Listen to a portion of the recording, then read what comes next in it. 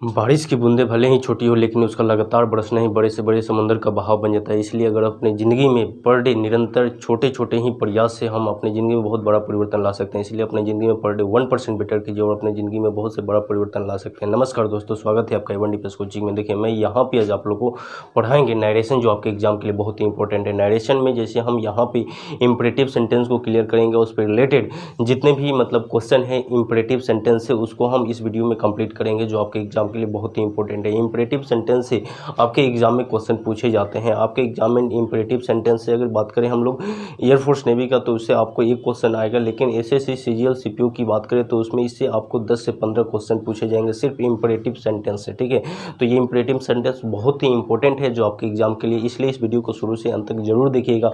पहले इस वीडियो में हम आप लोग को पूरा कंसेप्ट को क्लियर करेंगे, उसके बाद हम आप लोग को इस पर रिलेटेड आप लोग को 50 क्वेश्चन को लेकर के आएंगे जो आपके एग्जाम के लिए इंपॉर्टेंट रहेंगे। देखिए, इससे पहले जो है नरेशन का कंप्लीट वीडियो जो है हम यहाँ पे पढ़ा चुके हैं, जैसे नरेशन का पार्ट 1, 2, 3, और इसमें नरेशन का मैराथन जो वीडियो है 1.5 घंटा का, उसको भी हम कंप्लीट कर चुके हैं। अगर उस वीडियो को नहीं देखे हैं तो जाकर के उस वीडियो को जरूर देख लीजिएगा, जिसका लिंक डिस्क्रिप्शन में है या इसका प्लेलिस्ट भी बना है। उस वीडियो को देखते हैं तो नरेशन आपको कहीं से भी क्वेश्चन आएगा तो वो क्वेश्चन 100% बनेगा। इसलिए इन सभी वीडियो को देखने की प्रयास कीजिएगा। ऐसे हम टारगेट बेस्ड जो है एयरफोर्स नेवी के लिए लेकर आए हैं, उसमें आप लोग को जो है प्रत्येक चैप्टर में 200 क्वेश्चन कंप्लीट करा चुके हैं। अगर उस वीडियो को भी नहीं देखे होंगे तो जाकर जरूर उस वीडियो को देखने की प्रयास कीजिएगा। चलिए, हम यहाँ पे नरेशन को पहले हम यहाँ पे इंपरेटिव सेंटेंस को पूरा कंसेप्ट को क्लियर करेंगे, उसके बाद इस पर रिलेटेड जितने भी क्वेश्चन हैं उसको हम आज इस वीडियो में कंप्लीट करेंगे। इसलिए इस वीडियो को शुरू से अंत तक जरूर देखिएगा। चलिए, हम स्टार्ट करते हैं नरेशन में इंपरेटिव सेंटेंस। देखिए, यहाँ पे नरेशन में जो है, नरेशन में इंपरेटिव सेंटेंस जो होता है, बहुत ही इंपॉर्टेंट टॉपिक है इंपरेटिव सेंटेंस। ठीक है जी, ये इंपरेटिव सेंटेंस बहुत ही इंपॉर्टेंट टॉपिक है जो आपके एग्जाम में इससे रिलेटेड क्वेश्चन रहेंगे। अब हम जानेंगे कि इंपरेटिव सेंटेंस जो होता है इसका पहचान क्या होता है, इसका स्ट्रक्चर कैसे बनता है, उसको हम यहाँ पे देखते हैं। जैसे कि इंपरेटिव सेंटेंस की बात करें तो यहाँ पे इसके लिए जो पहचान होगा, यहाँ पे इसका पहचान होगा फुल स्टॉप। और देखिए, इसमें जो है इसका स्ट्रक्चर जो बनेगा सब्जेक्ट प्लस, इधर से थोड़ा सा हम पढ़ा देते हैं, सब्जेक्ट प्लस, उसके बाद verb, subject plus verb plus, उसके बाद टू प्लस ऑब्जेक्ट रहेगा, उसके बाद कोमा इन्वर्टेड कमा। ठीक है, उसके बाद वर्ब प्लस अदर वर्ड रहेगा। ठीक है जी। अब इसमें देखिएगा, जैसे कि यहाँ पे ये जो है कोमा इन्वर्टेड कमा में इसको हम बोलेंगे रिपोर्टिंग वर्ब, एंड ये जो होता है ये आपका रिपोर्टेड स्पीच होता है। ठीक है, ये जो होता है रिपोर्टेड स्पीच होता है। और पूरे सेंटेंस की बात करें तो ये आपका डायरेक्ट स्पीच होता है। अब इसमें जो है ये जो वर्ब का पोजीशन होता है, ये जो वर्ब का पोजीशन होता है, यहाँ पे आपको से मिलता है, यहाँ पे सेज मिलता है, एंड आपका सैड मिलता है। ठीक है, तो हम यहाँ पे सैड को ही लेकर चलते हैं, ज़्यादातर क्वेश्चन में आपको सैड रहेगा। ठीक है, तो जब ये चीज़ सैड में रहेगा तो इसको हम लोग किस में बदल लेंगे जी, इसको हम लोग किस में बदलेंगे, तो इसको हम लोग यहाँ पे या तो ऑर्डर्ड में बदल लेंगे, या इसको हम एडवाइज में बदल लेंगे, या इसको कमांड में बदल लेंगे। ठीक है, इसको कमांड में या इसको रिक्वेस्टेड में बदल लेंगे। ठीक है, इन चीज़ों में बदलेंगे। जब सैड का पोजीशन वर्ब के पोजीशन पे रहेगा तो या इसको हम ऑर्डर्ड में, एडवाइज में, कमांड में या रिक्वेस्टेड में बदलेंगे। अब यहाँ पे जो कोमा इन्वर्टेड कमा होता है, इस कोमा इन्वर्टेड कमा के पोजीशन पे हम लोग टू का प्रयोग कर लेते हैं। यहाँ पे जो कोमा इन्वर्टेड कमा का पोजीशन होगा, यहाँ पे किसका प्रयोग करेंगे जी, तो टू का प्रयोग करेंगे। ठीक है, तो इस तरीक़ा से इसका स्ट्रक्चर बनेगा। अब इसमें जो है, जैसे कि यहाँ पे the teacher said to the student comma inverted comma stand up. ठीक है जी, ये क्वेश्चन रहेगा। तो देखिए इसमें जो है आपको ये जो है ये आपका रिपोर्टिंग वर्ब है, ये जो है रिपोर्टेड स्पीच है, और पूरे सेंटेंस जो है ये डायरेक्ट स्पीच है, ठीक है। अब इसमें देखिए जैसे ये सेंटेंस को हम लोग को पढ़ने में पता चल रहा है कि ये सेंटेंस आपको ऑर्डर दे रहा है, ठीक है। जैसे बोला है the teacher said to me stand up, तो ऐसे आप लोग को इसका जैसे हम अर्थ समझते हैं तो उसी अकॉर्डिंग हम यहाँ पे जो सेड का पोजीशन है उसको हम यहाँ पे ऑर्डर में या कमांड में या एडवाइस में या रिक्वेस्टेड में बदलते हैं, ठीक है। तो यहाँ पे जैसे स्टैंड अप की बात हो रही है तो यहाँ पे the teacher said to the student stand up, तो ये जो है ऑर्डर को रिप्रेजेंट कर रहा है, ठीक है। तो जब ये ऑर्डर को रिप्रेजेंट करेगा तो हम इसको सेड के पोजीशन को हम ऑर्डर में बदलेंगे, ठीक है। तो चलिए यहाँ पे इसको हम बनाते हैं द टीचर ऑर्डर्ड यहाँ पे द स्टूडेंट यहाँ पे कोमा इन्वर्टेड कॉमा के पोजीशन पे टू का प्रयोग करेंगे, उसके बाद हम जो करेंगे यहाँ पे स्टैंड अप, ठीक है। तो इस तरीक़ा से ऐसे क्वेश्चन को कंप्लीट हम बना सकते हैं। चलिए अब जो है जैसे कि हम एक एक करके हम आप लोग को यहाँ पे स्ट्रक्चर भी क्लियर करते चलेंगे और इस पे एग्जाम्पल को भी क्लियर करेंगे, और उसके बाद इस पर हम 50 क्वेश्चन को लेकर के आएंगे जो आपके एग्जाम में ये क्वेश्चन पूछे जाएंगे, ठीक है। तो इस वीडियो को कोशिश कीजिएगा शुरू से अंत तक देखने का। चलिए हम देखते हैं, अब आगे हम लोग देखते हैं जैसे कि यहाँ पे सेकेंड स्ट्रक्चर जो बनेगा, यहाँ पे subject plus verb plus two plus object, उसके बाद कोमा इन्वर्टेड कोमा, यहाँ पे प्लीज या काइंडली रहे, उसके बाद वर्ब प्लस अदर वर्ड रहे, ठीक है। तो इसको जब हम लोग देखेंगे, जब आपको यहाँ पे प्लीज और काइंडली देगा किसमें, तो ये जो रिपोर्टेड स्पीच होता है ये डायरेक्ट स्पीच होता है, और ये जो होता है आपका रिपोर्टिंग वर्ब होता है, ठीक है। तो यहाँ पे जब प्लीज या काइंडली दिया जाएगा, तो जब यहाँ पे प्लीज या काइंडली रहेगा तो ये क्या करेगा, रिक्वेस्ट को रिप्रेजेंट करेगा, ठीक है। तो जब ये रिक्वेस्ट को रिप्रेजेंट करेगा रिपोर्टेड स्पीच में, तो हम इसमें जो है रिपोर्टिंग वर्ब में यहाँ पे जो वर्ब का जो पोजीशन है, यहाँ पे जो वर्ब का पोजीशन है जिसपे आपको सेड रहेगा, तो उसको हम किस में बदलेंगे, यहाँ पे रिक्वेस्टेड में इसको हम बदल लेंगे, ठीक है। जब यहाँ पे प्लीज काइंडली आप देखिएगा तो उसको हम किस में बदलेंगे जी, रिक्वेस्टेड में, और कोमा इन्वर्टेड कॉमा के लिए किसका प्रयोग करेंगे, कोमा इन्वर्टेड कॉमा के लिए किसका प्रयोग करेंगे जी, तो टू का प्रयोग करेंगे, ठीक है। चलिए अब इसको हम क्वेश्चन को देखते हैं, जैसे कि यहाँ पे क्वेश्चन दिया जाएगा, he said to me comma inverted comma please give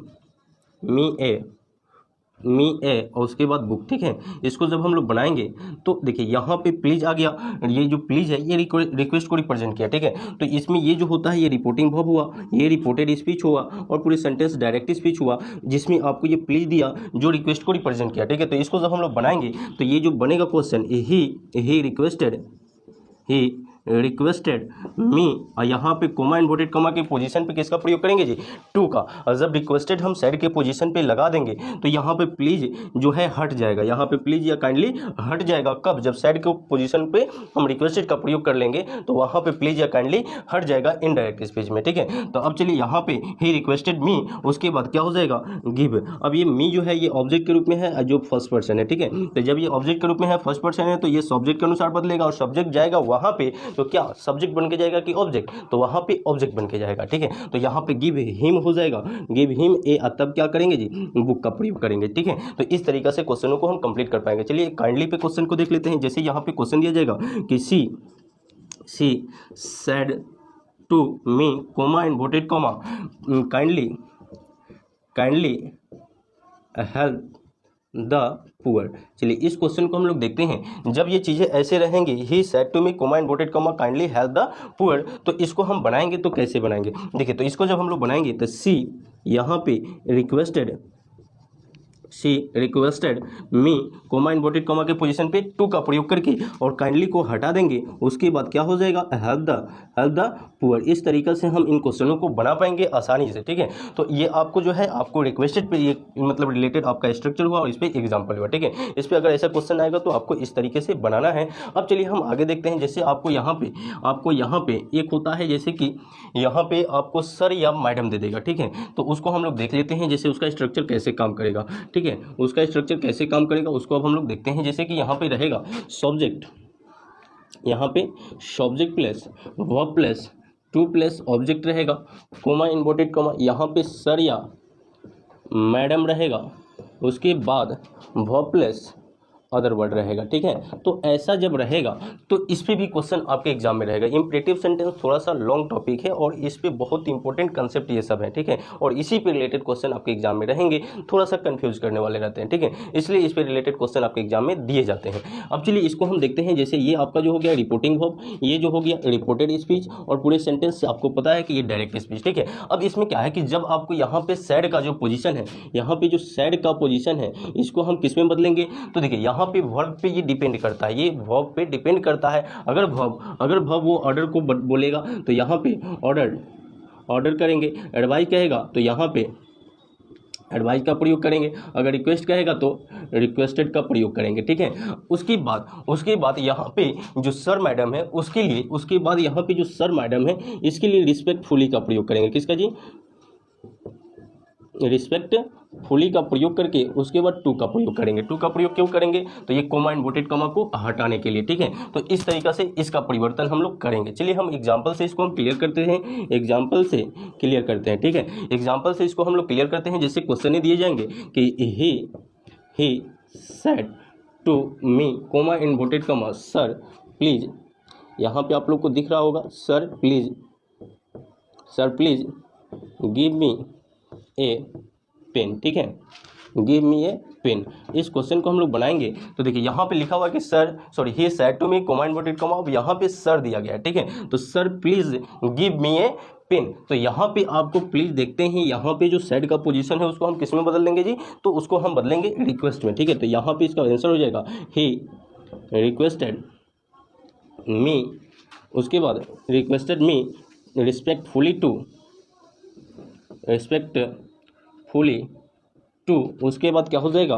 ये भी आपका हट जाएगा, प्लीज भी हट जाएगा और सर भी हट जाएगा, क्योंकि सर के लिए रिस्पेक्टफुली का प्रयोग किए और प्लीज के लिए जो है यहाँ पे रिक्वेस्टेड का प्रयोग किए, कोमा इन्वर्टेड कॉमा के लिए टू का प्रयोग किए, तो ये सारी चीज़ें हटेंगी, सर और प्लीज। अब गिव का प्रयोग करेंगे। गिव, अब मी फर्स्ट पर्सन है जो किसके अकॉर्डिंग चेंज होगा? मी फर्स्ट पर्सन है जो आपको जो है सब्जेक्ट के अकॉर्डिंग चेंज होगा, तो यहाँ पे क्या हो जाएगा? हिम ए, तब क्या करेंगे जी?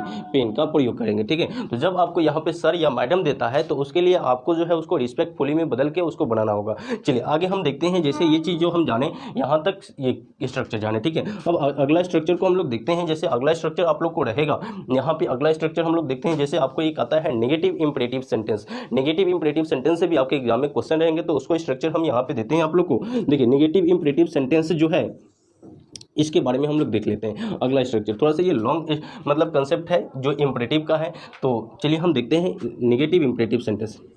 नेगेटिव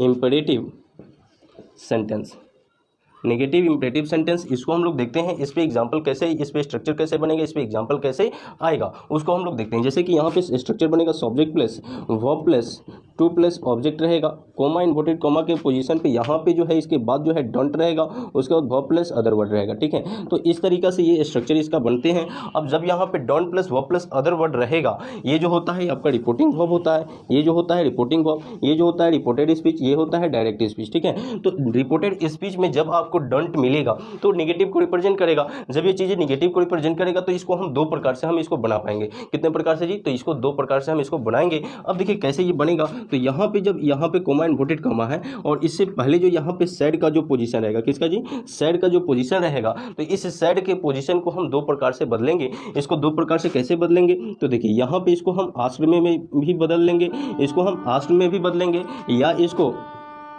फॉरवर्ड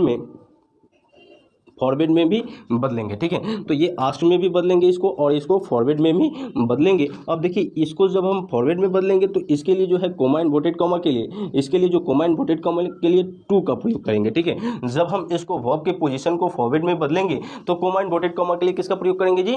टू का प्रयोग करेंगे। लेकिन जब इसको हम आस्क्ड में बदलेंगे, किसको? सैड के पोजीशन को हम आस्क्ड में बदलेंगे, तो इसके लिए हम किसका प्रयोग करेंगे? तो यहाँ पे नॉट टू का प्रयोग करेंगे। किसका प्रयोग करेंगे जी? नॉट टू का। उस पोजीशन में ये डोंट जो है ये हट जाता है, ठीक है। तो इस तरीका से इसका हम परिवर्तन कर पाते हैं, ठीक है। चलिए हम इस पर रिलेटेड एक एग्जांपल लिखते हैं। जैसे यहाँ क्वेश्चन दिया जाएगा he said to me comma inverted comma, यहाँ पे डोंट ओपन द डोर, ठीक है, डोंट ओपन द डोर। इसको जब हम लोग बनाएंगे तो आप देख पा रहे हैं कि यहाँ जो है ये आपका रिपोर्टिंग वर्ब है, ये जो है रिपोर्टेड स्पीच है। पूरे सेंटेंस आप लोग को पता है कि ये डायरेक्ट स्पीच है, ठीक है। और इसमें जो है ये डोंट को देखते ही हम लोग को पता चल गया कि नेगेटिव इंपरेटिव सेंटेंस है। तो अब इसमें हम जो है यहाँ पे ये दो तरीका से इसको हम बनाएंगे, ठीक है। चलिए इसको दोनों तरीका से हम इसको बनाने के प्रयास करते हैं, इन दोनों तरीका को बनाते हैं। और देखिए अभी ये जो है आप लोग को जो है क्लियर आवाज़ के लिए हम फैन भी नहीं चला रहे हैं, इसमें बहुत ज़्यादा गर्मी हो रहा है, ठीक है।